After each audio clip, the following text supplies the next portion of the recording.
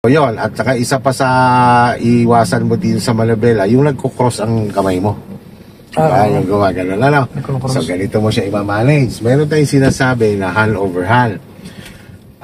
Ako pinapaiwasan ko rin sa estudyante, lalo na kung ito naman ay power steering, yung ganito. Power steering na po yun. Oo, yung dumudukot ng ganon, no? Iniiwasan ko muna yun sa estudyante. Kasi nga, minsan, pagbalik, namimilipit ang kamay. So kapag minanage mo siya, Sir Alfred, ito yung sinasabing hand over hand. Ganyan. Hand over hand ang tawag yan. Pagka sinabi namang hand to hand, ito naman yung hand to hand. Yan, ganyan lang, no? Yan. Tapos ganito, halimbawa, pumihit ka sa kaliwa, gumanon ka. Kailangan pagka gumanon na yung kamay mo, kailangan ito bumabalik na dito sa 3 position. Tapos ito naman, babalik naman dito. Pag kailangan mo magdagdag, hilahin mo na lang konti yan, tulak lang to.